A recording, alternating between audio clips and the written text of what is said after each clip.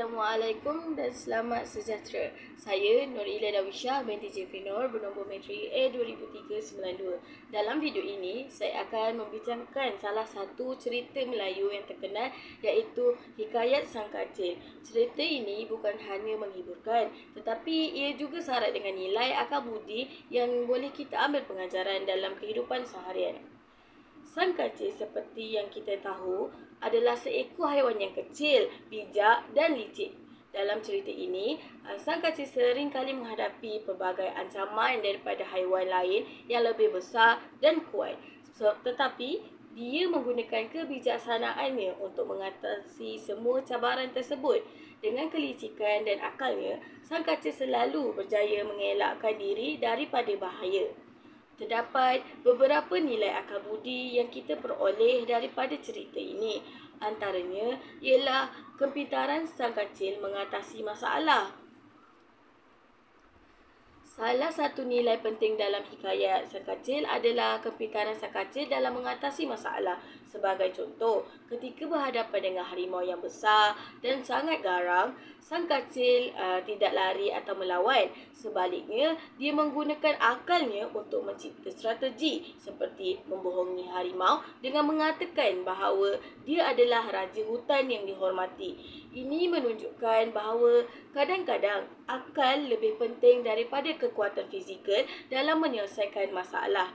Nilai akal budi yang seterusnya ialah kebijaksanaan dalam menghadapi cabaran. Kita juga dapat lihat bagaimana sang kancil mengatasi cabaran yang dihadapinya dengan kebijaksanaannya. Dalam cerita yang lain, sang kancil berhadapan dengan buaya yang ingin memangsakannya.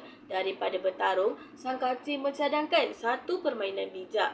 Dia meminta buaya untuk mengira semua buaya lain yang ada di sungai. Dengan cara ini, sang kancil berjaya melarikan diri tanpa sebarang pertumpahan darah. Akhir sekali ialah nilai akal budi kepimpinan. Sang kancil juga merupakan contoh kepimpinan yang sangat baik. Walaupun dia tidak mempunyai kekuatan fizikal, sang kancil menggunakan kebijaksanaannya dan kelicikannya untuk memimpin dan mengatasi kesulitan.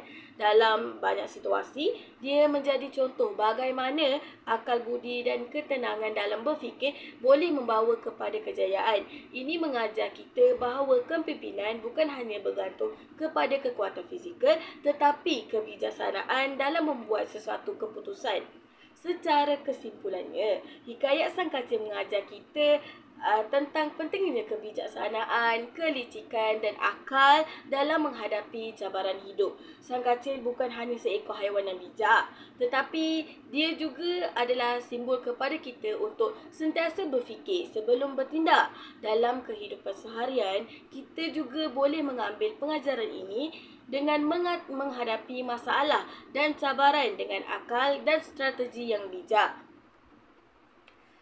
Terima kasih kerana menonton. Semoga ulasan ini memberi sedikit gambaran tentang nilai akal budi yang terdapat dalam hikayat Sang Kancil.